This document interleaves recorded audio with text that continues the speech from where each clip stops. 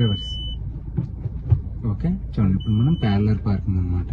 చూడండి లెఫ్ట్ కి రండి, వాళ్ళ బ్యాక్ బంపర్ మన బ్యాక్ బంపర్ క్రాస్ అవ్వాలి. చూడండి అప్పుడు తిప్పొద్దు, జస్ట్ అలా మూవ్ అవ్వండి. చూడండి క్రాస్ అయిందా చెక్ చేసుకోండి. చూడండి మరి డీప్ వెళ్ళిపోతున్నట్టున్నారు, కొంచెం రైట్ కి తిప్పండి. ఓకే వాళ్ళ బ్యాక్ బంపర్ మన బ్యాక్ బంపర్ క్రాస్ అయిందా. ఓకే లెఫ్ట్ టర్న్ చేయండి, ఇప్పుడు టర్న్ చేయండి, ఫుల్ గా తిప్పేసండి, టచ్ అవ్వదు కదా. ఓకే టర్న్ చేయండి ఫుల్ గా ఫ్రీగా రిలాక్స్. ఓకే అలా మూవ్ అవ్వండి. ఓకే వైట్ లైన్ వరకు వెళ్ళిందా.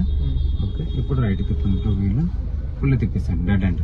ఓకే మొత్తం చూసుకోండి ఇటువైపు ఏం టచ్ అవుతుందా, స్లో క్లచ్ క్లోజ్ చేయండి, బ్రేక్.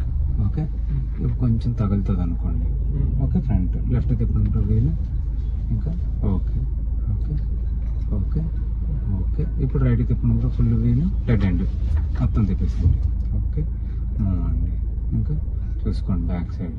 ఓకే ఇంకొంచెం వెళ్ళొచ్చాము, క్లచ్ క్లోజ్ చేయండి, బ్రేక్, స్టాప్.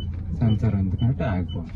ఇప్పుడు మీరు రెండు బస్సుల మధ్యన కార్ పార్క్ చేసాం. ఇప్పుడు పార్కింగ్ లో నుంచి బయటకు తీయాలి.